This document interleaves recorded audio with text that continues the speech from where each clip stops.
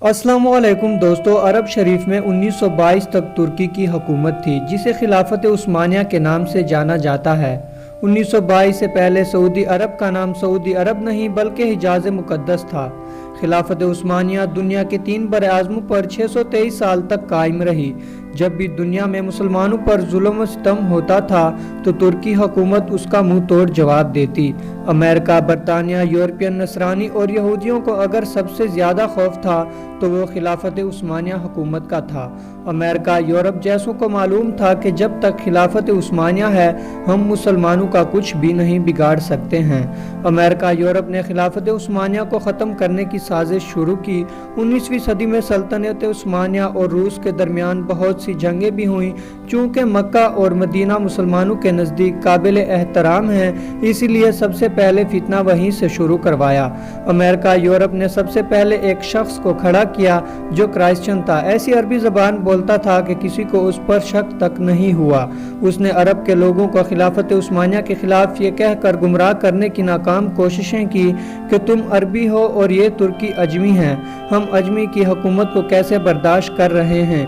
पर लोगों ने उसकी एक ना मानी। ये शख्स लॉरेंस ऑफ अरेबिया के नाम से मशहूर हुआ। आप लॉरेंस ऑफ अरेबिया लिख कर गूगल पर सर्च कर सकते हैं। फिर अमेरिका ने एक शख्स को खड़ा किया जिसका नाम अब्दुल वहाब निजदी था। अब्दुल वहाब निजदी की मुलाकात अरब के एक सौदागर से हुई जिसका नाम अबिन सऊद था। उसने अबिन सऊद को अरब का हुक्मरान बनाने का लालच दिया। फिर अबिन सऊद ने मक्का, मदीना और ताइफ में तुर्की के खिलाफ जंगें शुरू कर दी। मक्का, मदीना शरीफ और ताइफ के लाखों मुसलमानों को अबिन सऊद की डाकू फौज ने शहीद किया। जब तुर्की ने देखा कि अबिन सऊद हमें अरब से निकालने और ख़ुद अरब पर हुकूमत करने के लिए मक्का, मदीना और ताइफ के बेकसूर मुसलमानों को शहीद कर रहा है, तब तुर्की ने आलमी तौर पर यह ऐलान कर दिया कि हम इस पाक सरजमीन पर कत्ल गारत पसंद नहीं करते। इसी वजह से खिलाफत उस्मानिया को ख़त्म कर दिया गया, जिसकी वजह से 40 नए ममालिक वजूद में आए। फिर अरब के मुसलमानों का जवाल शुरू हुआ। हिजाज मुक़द्दस का नाम 1400 साल की तारीख में पहली बार बदला गया।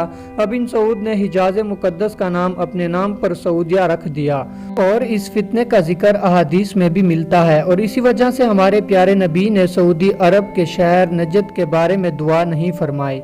इसी नजद में अबिन अब्दुल वहाब निजदी पैदा हुआ जिससे अंग्रेज़ों ने एक नए मजहब की बुनियाद डलवाई। और यही शहर मुस्लिम कज़्ज़ाब के जाए पैदाइश भी है। लेकिन दुनिया भर के मुसलमानों की आंखों में धूल झोंकने के लिए अंग्रेज़ों ने इस नजद शहर का नाम भी तब्दील करके रियाज रख दिया, जो आजकल सऊदिया का दारुल हुकूमत है। हरम शरीफ के जिन दरवाज़ों के नाम सहाबा और अहले बैत के नाम पर थे उनका नाम अल सऊद के नाम पर रखा गया।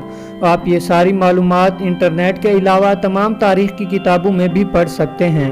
अंग्रेज़ों ने अपनी इस साजिश की कामयाबी पर 1962 में हॉलीवुड ने द लॉरेंस ऑफ अरेबिया के नाम से फिल्म भी बनाई, जो बहुत ज़्यादा बार देखी जा चुकी है। यहूदियों को अरब में आने की इजाज़त मिल गई। जिस दिन अबिन सऊद अरब का बादशाह बना उस दिन एक जश्न हुआ। उस जश्न में अमेरिका, बरतानिया और दूसरे मुल्कों के प्राइम मिनिस्टर अबिन सऊद को मुबारकबाद देने पहुंच गए।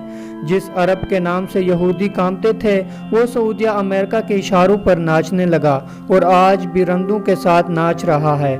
हमारा रब तमाम मुसलमानों को ऐसे फितनों से महफूज फरमा कर फिर से खिलाफत की दौलत अता फरमाए और हमें माजी के तल्ख हक़ाइक़ समझने की अकल अता फरमाए। आमीन। दोस्तों, अगर आज की वीडियो अच्छी लगी हो तो लाइक करें, चैनल को सब्सक्राइब करें। शुक्रिया।